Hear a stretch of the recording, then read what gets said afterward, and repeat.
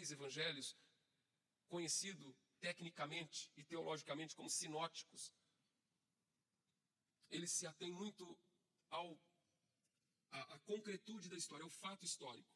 O evangelho de João é um evangelho que salta da história e ele é carregado de uma história com peso de espiritualidade. Há um nível de espiritualidade, de transcendência no evangelho de João. Isso é característica, porque é no evangelho de João que Jesus se declara: eu sou o pão da vida. Então, eu sou o pão da vida, sou a luz do mundo.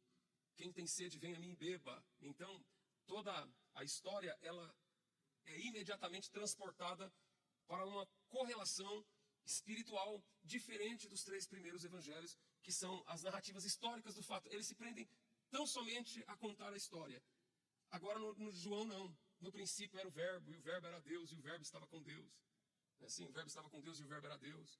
E o verbo se fez carne e habitou entre nós. Então, olha só, ele já parte logo da narrativa, manifestando o Filho de Deus, não apenas como homem que nasceu e que viveu numa carpintaria, que morou em Nazaré, aquela coisa toda, mas já apresenta o Filho de Deus como verbo de Deus.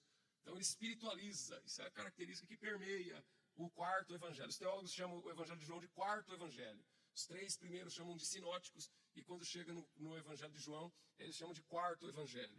E no capítulo 1 nós temos a chamada, o encontro de Jesus com os seus primeiros seguidores, que depois se transformarão em seus discípulos e que depois se transformarão em seus apóstolos, seus enviados.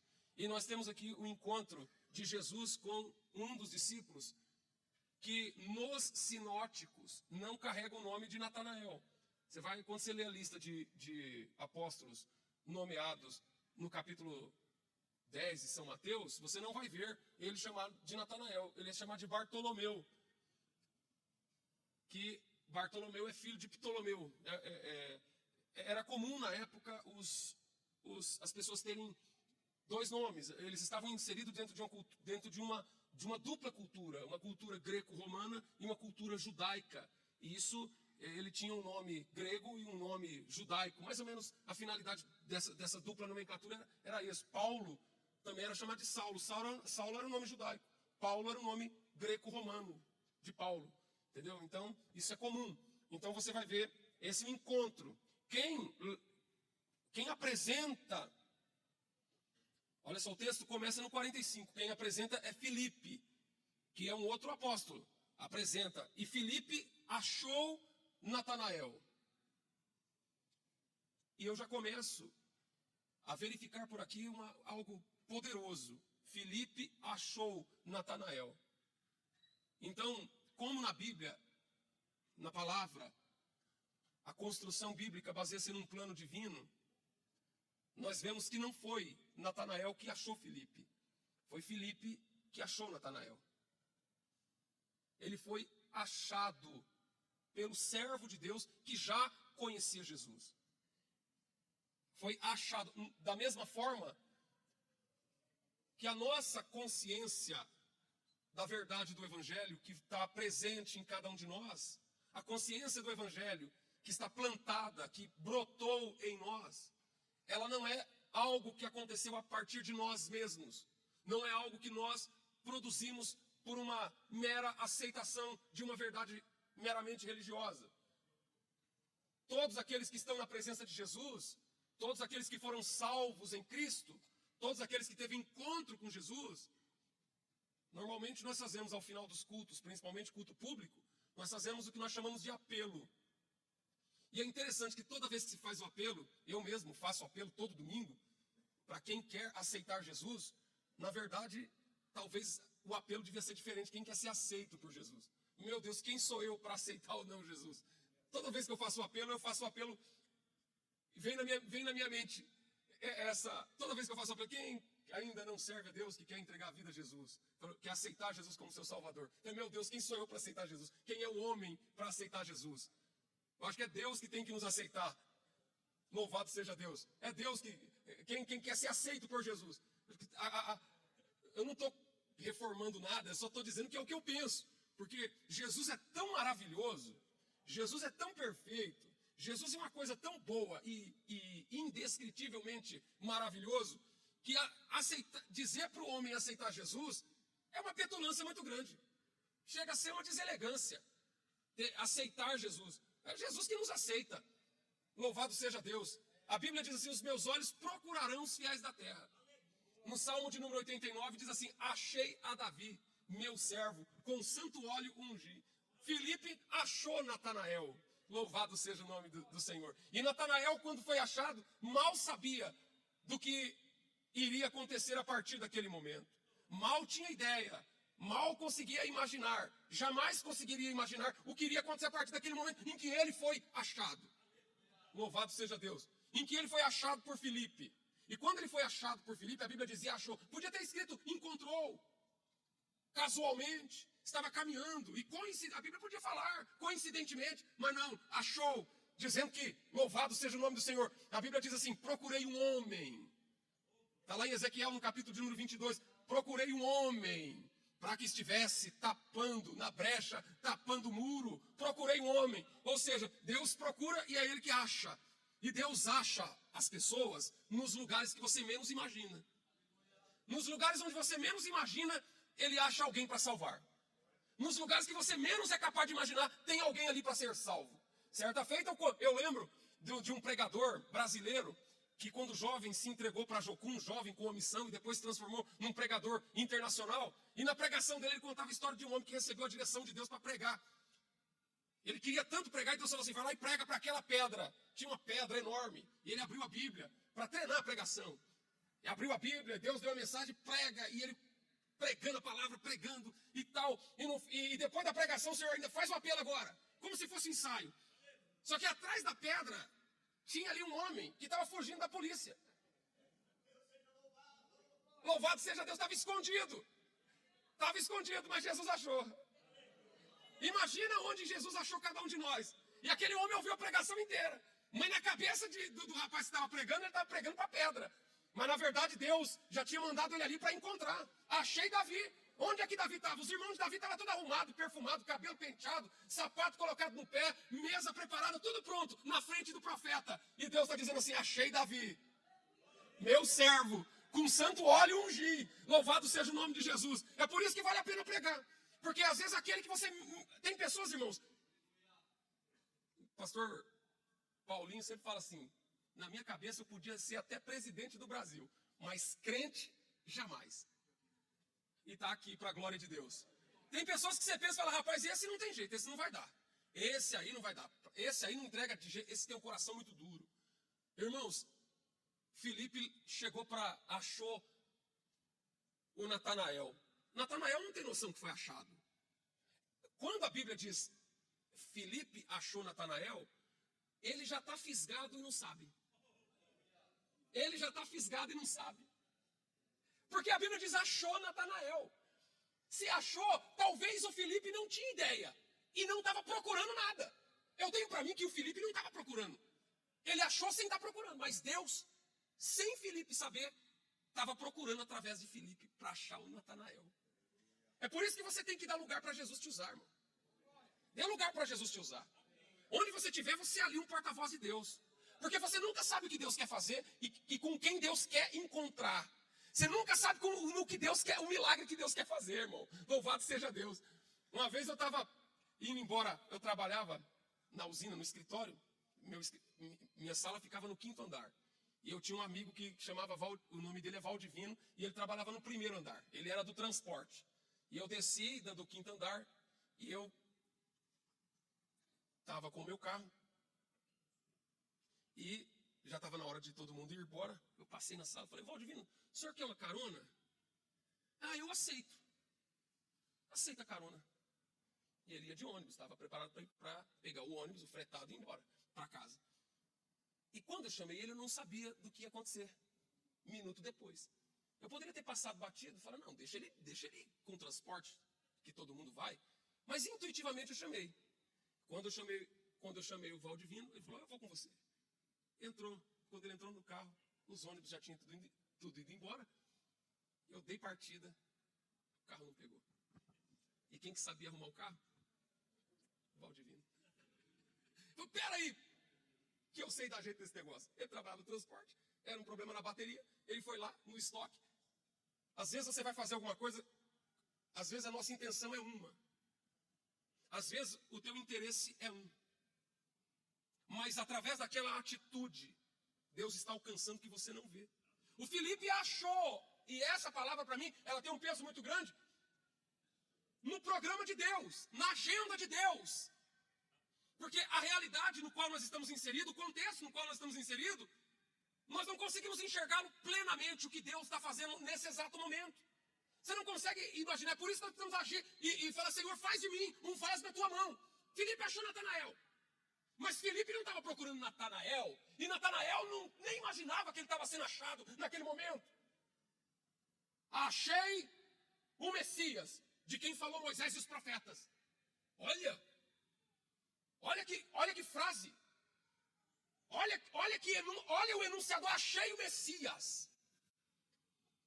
Havemos achado aquele de quem Moisés escreveu na lei e de quem escreveram os profetas. Olha só.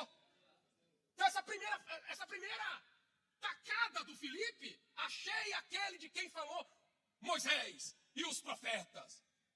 Ela é de um peso de 1000 toneladas. Porém, a segunda parte já não é tanto. Porque ele fala assim, achei aquele de quem Moisés falou e os profetas.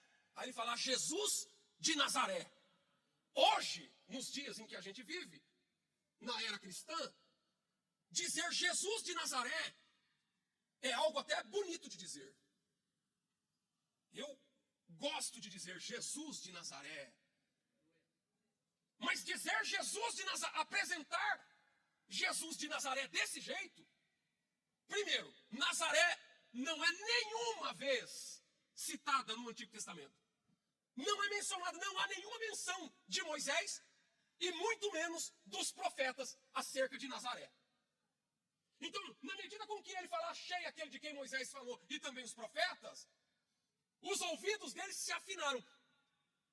Pelo que nós temos aqui de subsídio, de indicativos, o Natanael era profundo conhecedor das Escrituras e das promessas de Deus, e alguém que passou a vida estudando sobre o Messias e aguardando a chegada do Messias. Então, quando ele diz, achei aquele de quem Moisés falou e os profetas, e aí ele emenda dizendo, Jesus de Nazaré. Epa, peraí, Nazaré não tem uma menção sequer de Nazaré no Antigo Testamento, nem por Moisés e nem pelos profetas. Depois, nenhum dos historiadores judeus faz qualquer menção de Nazaré. Nazaré não é mencionada. Nazaré é uma cidade, não dá nem para chamar Nazaré de cidade. Nazaré não tem nenhuma representatividade. Nazaré não tem nenhuma relevância. Nazaré não tem proeminência. Nazaré não tem nenhuma indicativa bíblica, teológica, a tradição, os estudiosos, os rabinos, toda a história pregressa até esse momento, nada aponta para Nazaré. Você já parou para pensar nisso? Que às vezes as maiores bênçãos vêm de onde você menos imagina. Às vezes a tua maior vitória está da onde você despreza. Está onde a tua mente não captou. Está onde o teu raciocínio. Irmãos, às vezes as maiores vitórias que Deus tem preparado estão nos lugares que você menos imagina. Poderia ter pensado Galileia. Agora, a Nazaré era uma aldeia de no máximo 2.000 pessoas, 2.000 habitantes, à época, que estava dentro de um território chamado território da Galileia. E a Galileia era uma terra que pairava sobre ela uma maldição. Se vocês lerem o texto de 1º e 2º Reis, 1º e 2º Crônicas, vocês vão ver que quando Salomão construiu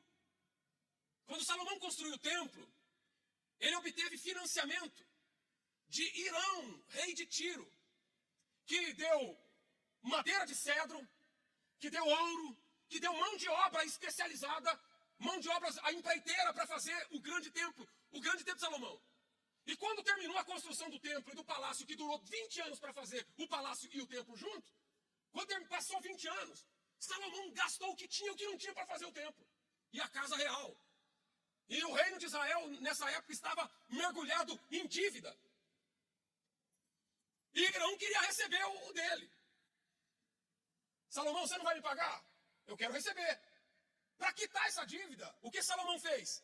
Salomão quitou a dívida cedendo parte do território de Israel para o Irão, para anexar o reino do Irão de Tiro. Você sabe qual parte que ele cedeu? A melhor ou a pior? Você daria a melhor? Se você tivesse que dar uma parte do teu sítio para alguém, você daria a parte mais nobre? Vamos supor, né, diz que parte dos Estados Unidos foi comprado do México, aquela região do Novo México. O Alasca foi comprado da União Soviética. Imagina só como se sente o povo da Galileia. O povo que carrega na memória uma história de que foram vendidos. Essa era a consideração que tinha por eles. De tal modo que instaurou-se, cristalizou na história da Galileia uma história de desprezo, uma história de desdém, uma história de desconsideração. Eu quero que vocês sintam comigo a realidade do texto, porque senão a gente lê o texto, Jesus de Nazaré, da Galileia. E parece que Jesus de Nazaré da Galileia passa batido nos nossos ouvidos. Mas quando você confere o que significa Galileia, Galileia é um povo que foi vendido. O povo que carrega na sua história de todos aqueles anos a carga do desprezo. Tanto é que no capítulo 9 do profeta Isaías, o profeta arvora dizendo, ó Galileia dos gentios, aquele que estava sentado à sombra, e os que dormiam, e os que estavam na região da sombra e da morte, raiou a luz. Ou seja, a Galileia era uma terra mergulhada numa escuridão espiritual, do desprezo, da amargura. E a Bíblia diz que Jesus nasceu em Nazaré da Galileia. Aleluia, glória a Deus. Por isso que você precisa entender. Aí quando ele ouviu Jesus de Nazaré, filho de José. Aí eu quero pegar aqui uma deixa aqui, que eu não perco uma, né, irmão? Ele podia ter falado filho de Maria, né? Podia falar, mas não tem uma passagem na Bíblia, não tem uma passagem na Bíblia em que Jesus chama Maria de mãe. Não tem uma. E eu desafio qualquer um de vocês aqui a encontrar uma, onde Jesus chama Maria de mãe. E quando Filipe apresenta aqui, fala assim, Jesus de Nazaré, filho de José. Tá aqui, irmão. É a Bíblia, vocês não ficam bravos comigo não, mas é só uma observaçãozinha, só pra gente colocar os pingos nos i, né, irmão? Que a Bíblia já sabia o que ia acontecer lá na frente. Aí ele deixa as coisas niveladas na régua da palavra. Aleluia, nivelado na régua da palavra. É nivelado na régua da palavra, irmão, para não ter espaço, para não ter mipa-bode aqui. Aqui não tem mipa-bode não, irmão.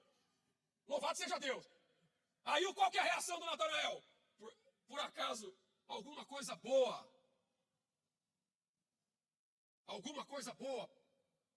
pode vir de Nazaré? Olha a reação de desprezo. Olha o bloqueio. Quando eu vejo Filipe diante de Natanael, eu vejo Filipe diante de alguém com um bloqueio inexpugnável. Fala, esse não tem disposição alguma para aceitar Jesus. Esse não tem chance alguma para aceitar Jesus. Esse não tem jeito de aceitar Jesus. Porque quando foi apresentado Jesus para ele de Nazaré, a primeira reação dele foi a reação da rejeição. Mas a Bíblia diz que ele já estava fisgado. Já estava fisgado, irmão. Eu estou aqui para te dizer, irmão, que Jesus salva quem ele quer. Jesus salva até quem não quer ser salvo. Jesus salva até quem não quer ser salvo. Aleluia. Eu conheço tantos outros crentes igual o Paulo Facina. Louvado seja Deus, que já diz, jamais eu serei crente dessa turma desses crentes. Mal sabe ele o projeto de Deus, e de que ele já foi achado por Deus, e de que nada. Ele tem razões, ele tem uma reação imediata, um bloqueio imediato. Ele já rebateu de primeira. De Nazaré. Mas de Nazaré não pode vir nada de bom.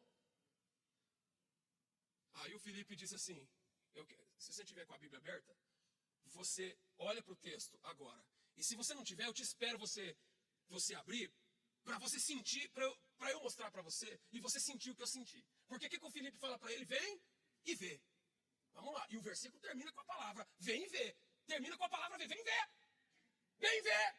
É assim que o Filipe fala para ele. Tá aqui, ó. Amém? Vocês estão vendo aí? Como é que começa o 47? não tem como perder para Jesus. Como é que começa?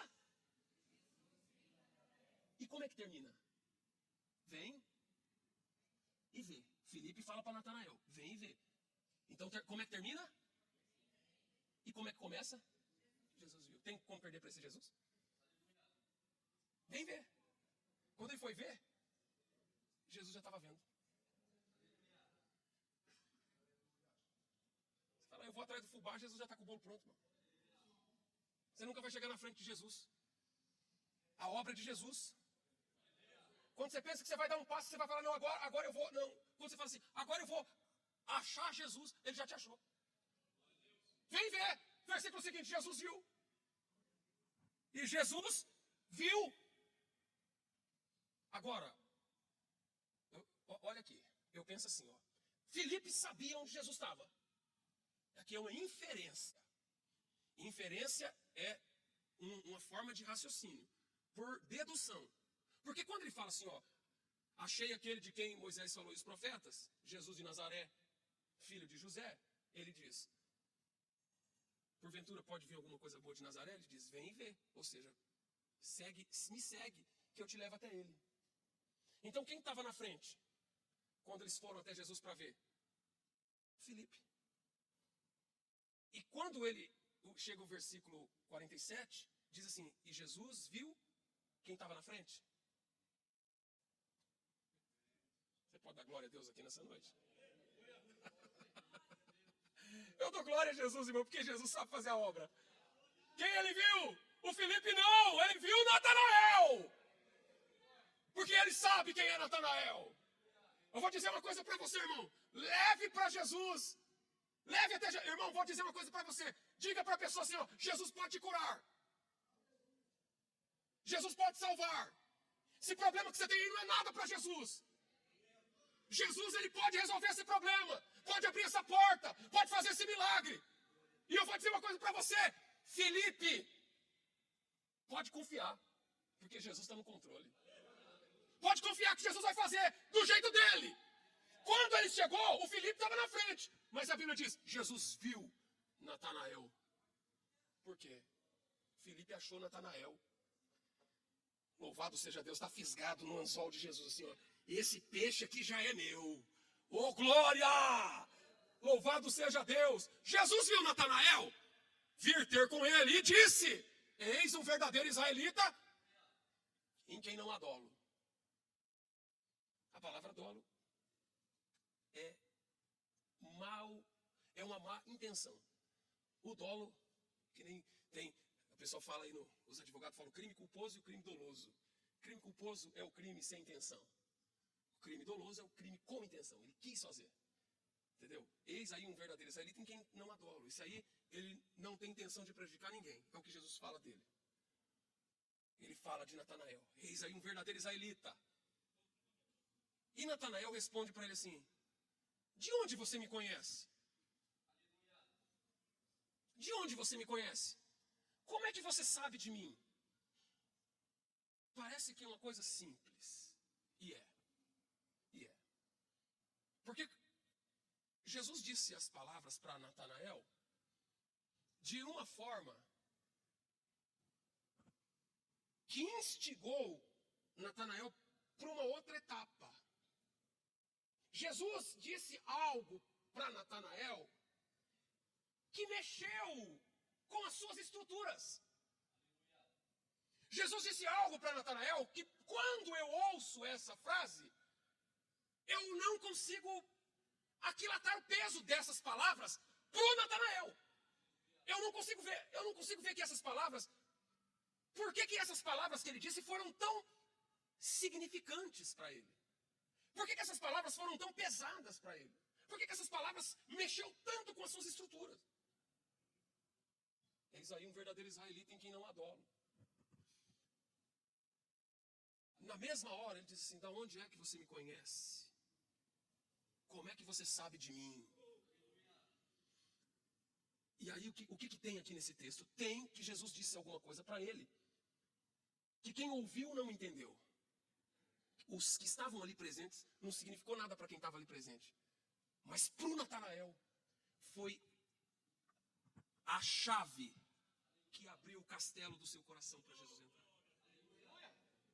Então existe o que acontece. Cada um de nós que estamos aqui na presença de Deus, nós encontramos a Jesus por um jeito muito específico e particular. A maneira como a gente descobre a verdade de Jesus é algo muito pessoal. O que Jesus falou para mim, o que Jesus fala comigo, é comigo e com você é com você. Agora, quando ele diz assim, da onde você me conhece?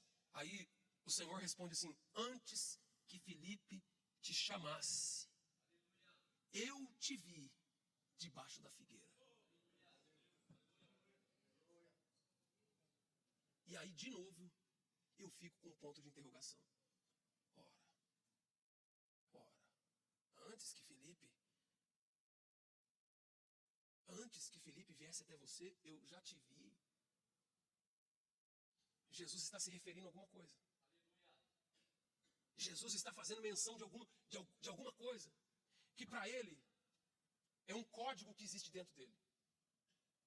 É um código que existe dentro do Natanael. Pode ser muitas coisas. Pode ser muitas coisas. Quando você olha os entendidos, os intérpretes da Bíblia, eles especulam muitas coisas acerca do que de fato, a que remete essa frase de Jesus, essa fala de Jesus. Antes que Natanael te chamar, antes que Filipe te chamasse, eu te vi estando tu debaixo da figueira. A que remete essa coisa? Que foi capaz de gerar no Natanael um convencimento, uma conversão imediata.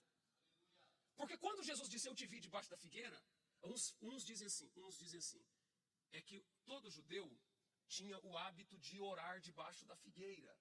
A figueira orar e meditar a palavra debaixo da figueira é uma prática que vinha desde as épocas de prosperidade de Salomão. Os judeus, cada um tinha a sua figueira e eles oravam, jejuavam, consagravam a Deus.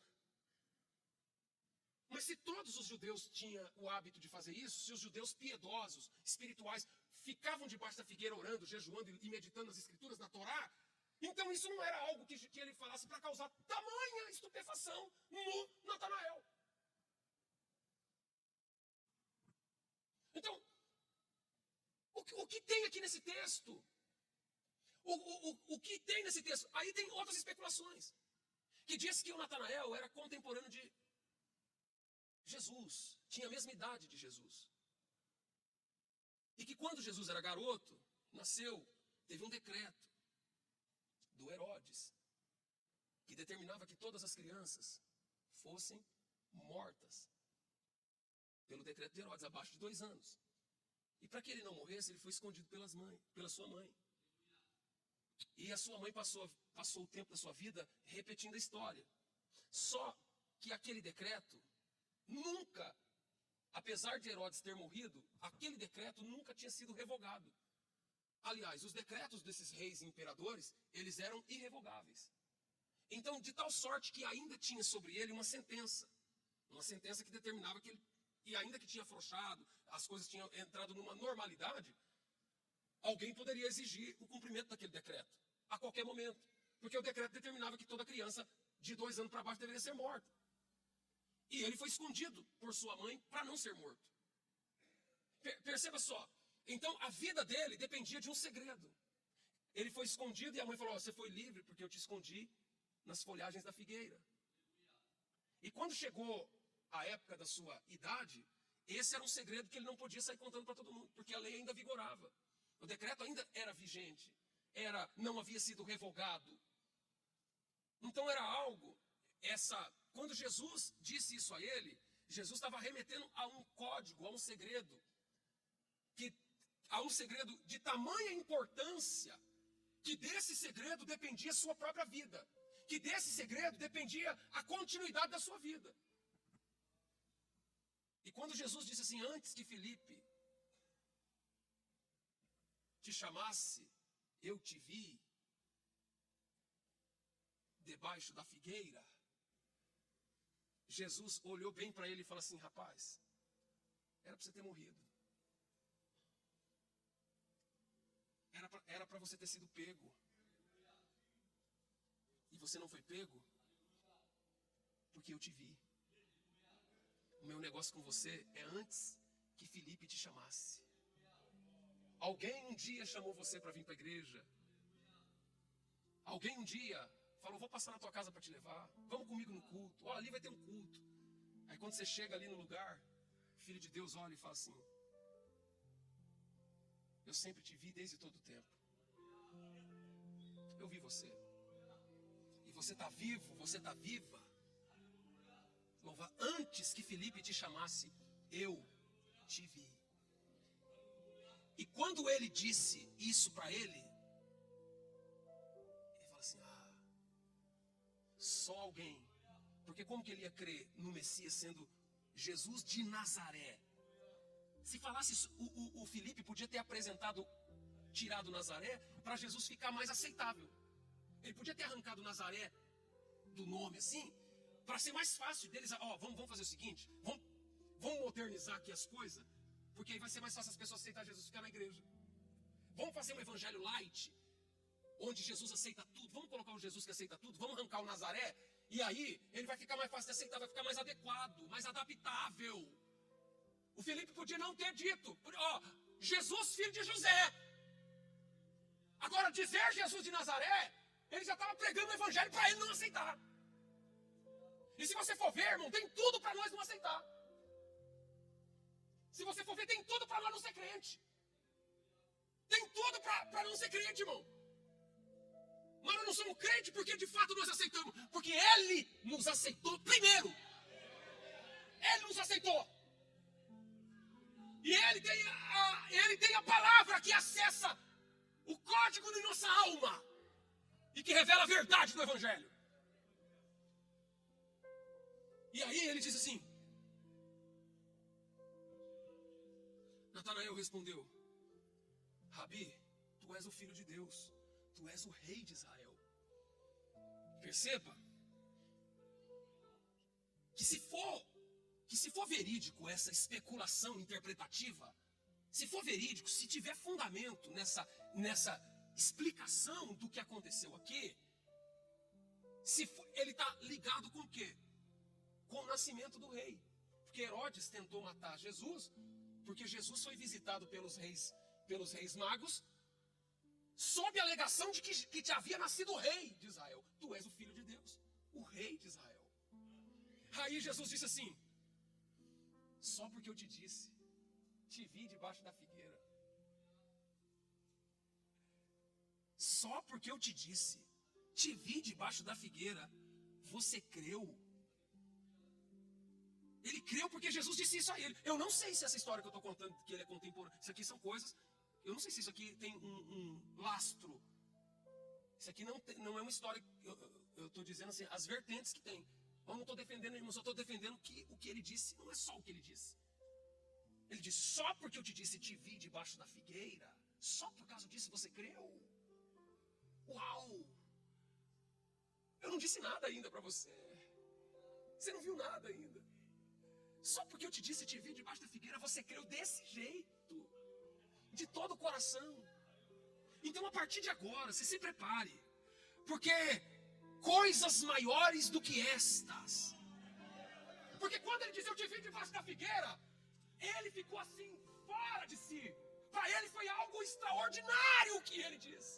Para ele foi algo de uma grandeza, de uma profundidade, de uma conexão, de uma revelação, de uma autodescoberta.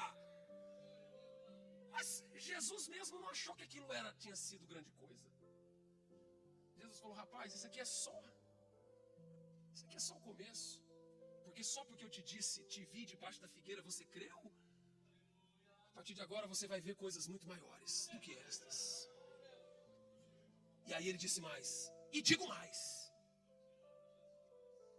daqui em diante,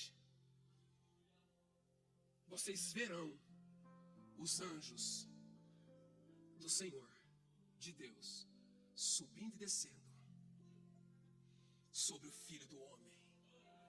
Aleluia. Daqui em diante, se com essa palavra, se você foi capaz de agarrar essa palavra e crer, a partir de agora, os teus olhos vão se abrir E você vai ver um movimento na vertical. Porque na horizontal a gente vê os carros andando de lá para cá, homem indo e vindo. Mas na vertical, a gente vai ver os anjos subirem e descerem sobre o Filho do Homem. Louvado seja Deus, você vai ver coisas. Você vai ver coisas divinas. Deus vai te mostrar coisas que você jamais imagina. Deus vai te levar para dimensões que você jamais um dia foi capaz de sequer imaginar. Deus vai mostrar o poder dele na tua vida, para a glória do seu nome.